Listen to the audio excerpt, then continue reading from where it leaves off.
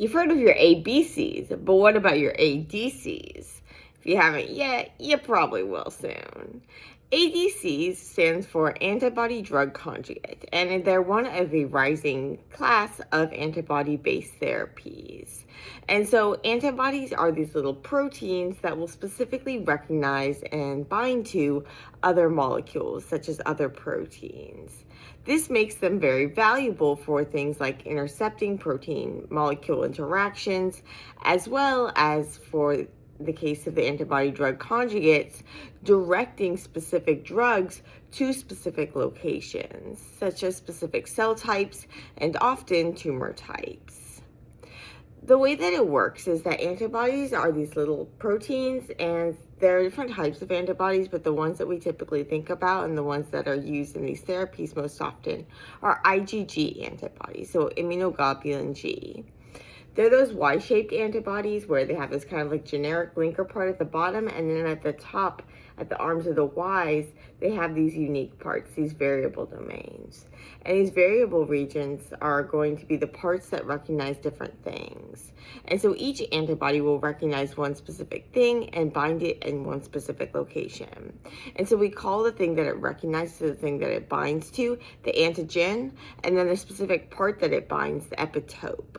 So a single antibody will bind a single antigen at a single epitope, assuming that you have good specificity with the antibody.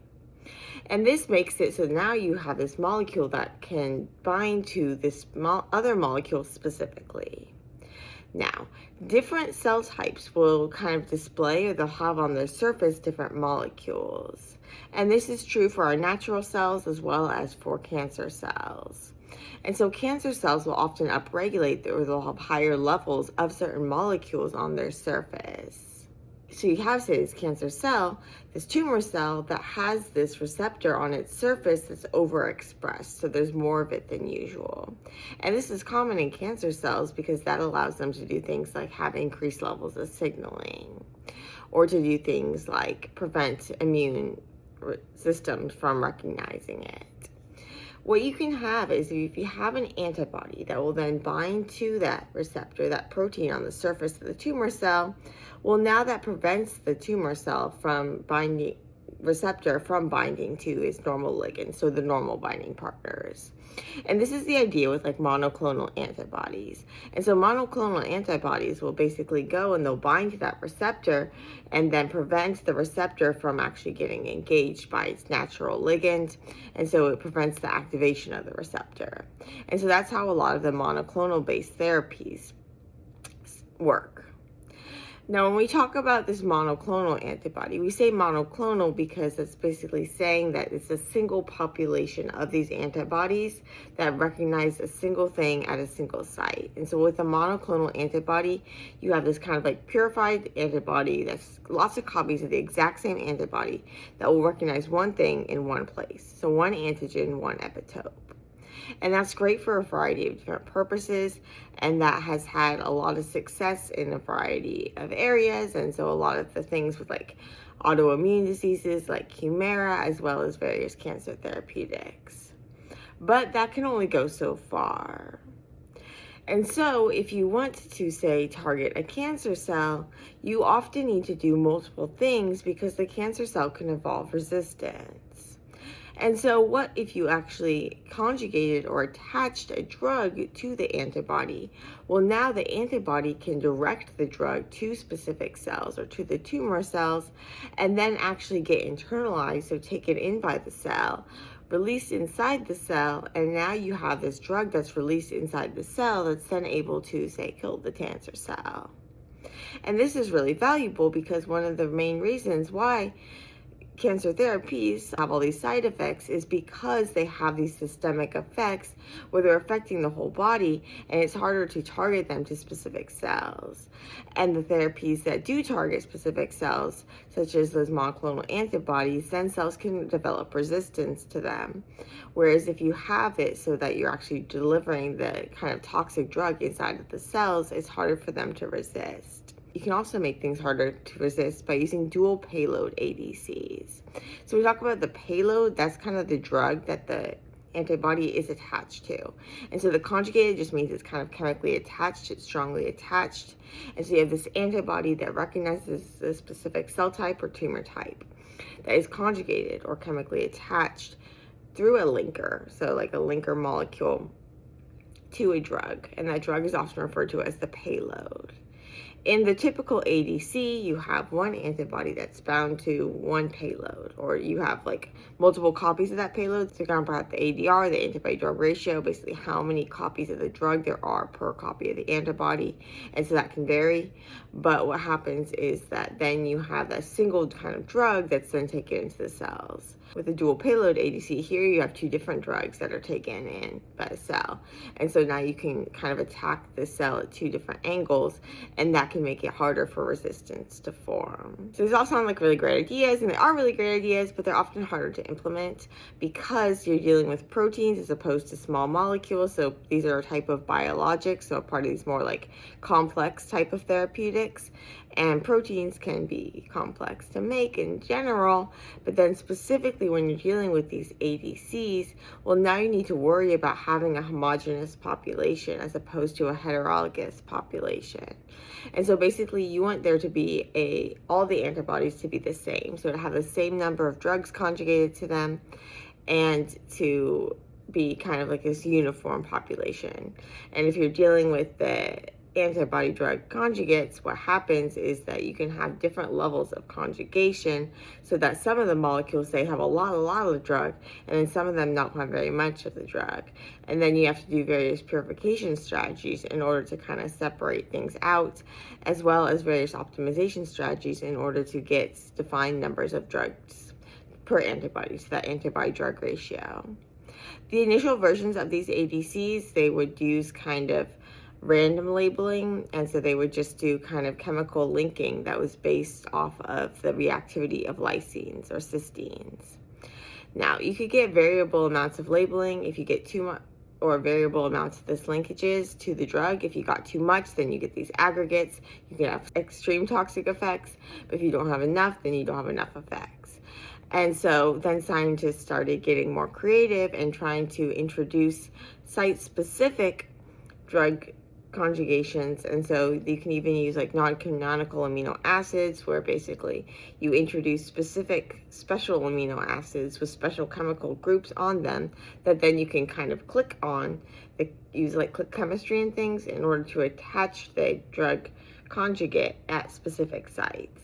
And so that kind of takes away some of the heterogeneity, some of the mixturnessy of this, so you get a more uniform population, and so you can more tightly control the level of drugs per antibody. That is the ADR. But you still have to worry about the linker, and so the linker can be different lengths, and it can have different cleavability. And so typically what you use is some sort of cleavable linker, where once it gets inside of the cell, then the linker is going to kind of break, and so the drug is going to be released inside of the cell. And this is going to make it so you don't get the toxic effects outside of the cell. That's if all works out. The linker has to be stable to get through the circulation without releasing that payload outside of the cell, so that it releases inside the cell. And then you need to make sure that it actually does release inside of the cell. And so there's a lot of optimization that goes into making sure that it gets delivered inside of the cells, it's not delivered outside of the cells. And so this has ended up to be kind of more complicated than scientists had originally thought. And so these are kind of like a rising class of therapeutics, and you're often these days, the first ones have been with cancer, but there are rising indications for other conditions as well. Another therapy that deals with antibodies are bispecific antibodies. So monoclonal antibodies, you have a single antibody that recognizes a single thing at a single place.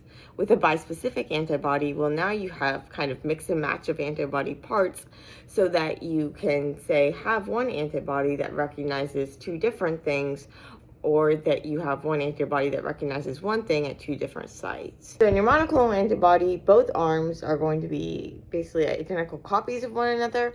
And so they have two sites that can both bind to the same thing. And so you have, say, one copy of molecule A binds to this arm, and one copy of molecule A binds to this arm. And now maybe you have this other antibody and you have one copy of molecule B binds to this arm and one copy of molecule B binds to this arm. With the bispecific antibody, now you kind of mix and match the two, and so you have one arm that's going to bind to molecule A and one arm that'll bind to molecule B. And so you're able to recognize both things, and this can kind of increase specificity. It can bring two things in contact with one another. It can bridge two things. It can take, say, one arm that recognizes a cancer cell and another arm that will recognize an immune cell and kind of bring the immune cell to the cancer cell and help promote the cancer killing.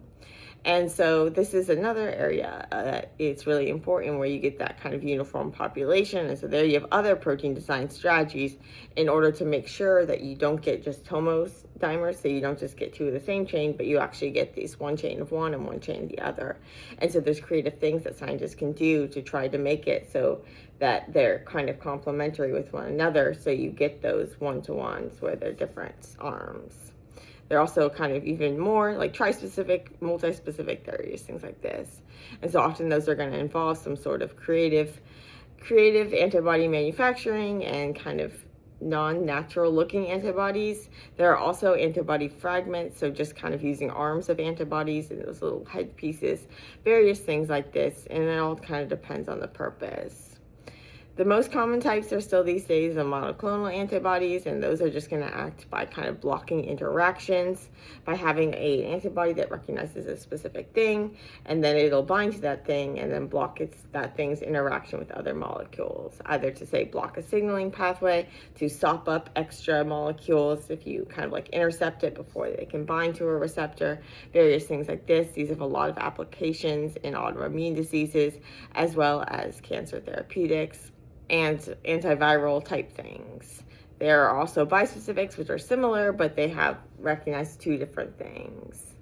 Antibody drug conjugates, here you have an antibody that's conjugated or chemically linked to another molecule, and that other molecule is typically a drug that's going to have some sort of effect inside the cells that it gets taken into. So these bind to a receptor on the surface of the cell, get taken in by the cell in like an endosome, and then the endosome can kind of go into like a lysosome and things. And so basically what happens is it gets internalized, it gets into these intercellular compartments. The conditions in the intercellular compartments are going to make it so that the drug comes off of the antibody. And so this can be because the pH changes, it can be because there's proteases in there, things like this that are then going to get the drug to come off. The drug is coming off inside of the cells. Because it's coming off inside of the specific cells that you've targeted to, you don't have as much off-target effects. You don't have all this activity happening outside the cell, so you're able to deliver more potent doses to the cells that you need without having all of these effects that are systemic and causing side effects and things. Then there are antibody fragments, which are just pieces of antibodies.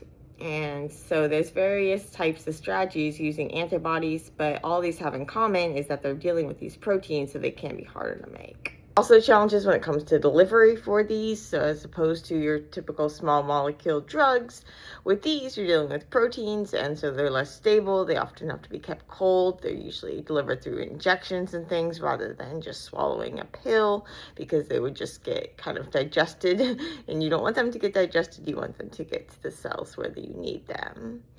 So some strategies are actually using mRNA to deliver the instructions for making antibodies inside of the cells that you want to make them.